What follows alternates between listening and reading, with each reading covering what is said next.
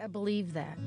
I connect to creation, commit to a daily practice, cultivate compassion, create a grateful heart, and come home to myself. Then I remember.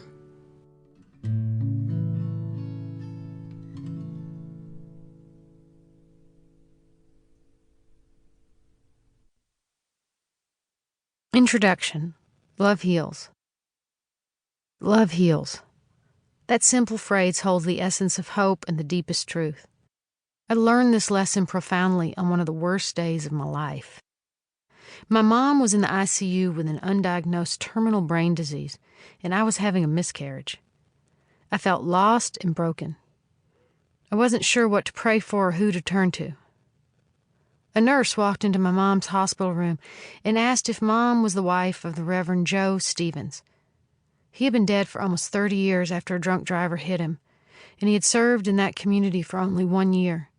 I didn't think anyone in Nashville, Tennessee remembered him, except apparently this woman. She said that when she was a girl, my father had helped her family through a crisis, and that he had been visiting their house right before he was killed on his way home. She credited him with saving her mom and dad's marriage and then said to me, "I'm honored to take care of your mom." A peace that passes understanding washed over me. I am not lost, I am found. The love my father had offered decades before was surrounding my mother and me still. I knew that even in the midst of death and brokenness, love heals.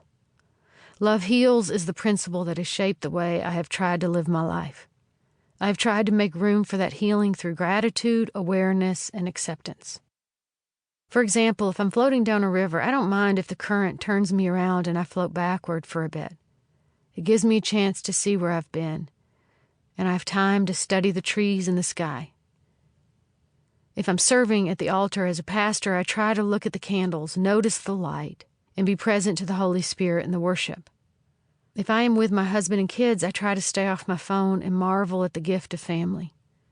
Sometimes when the laundry's piled up or I have a work deadline that I'm not sure I'll make, I still try to take a walk in the morning and remember to say my prayers. Love heals is as simple as that for me. And still, it's hard to practice. Everyone could use more healing in their lives.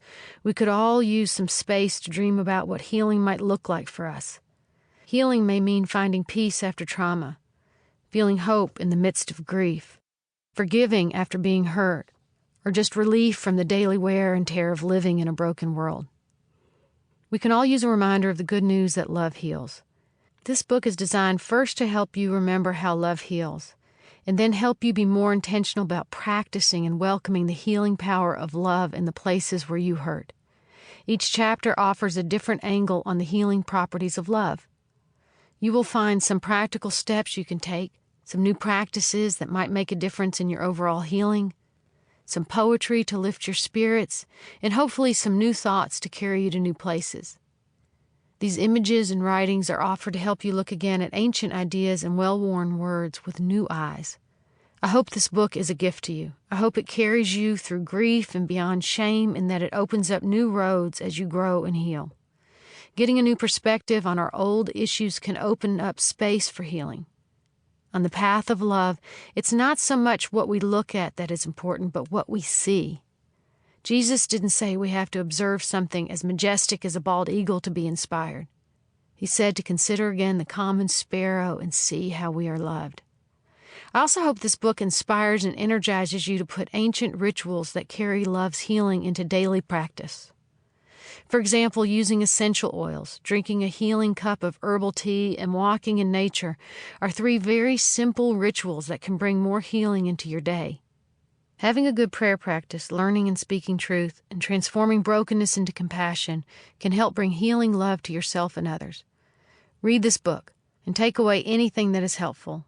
Leave the rest and walk in love as a beloved child of God.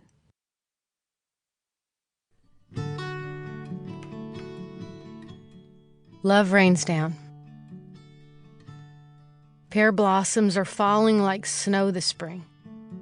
Soft petals covering passing pilgrims, like unceasing prayers.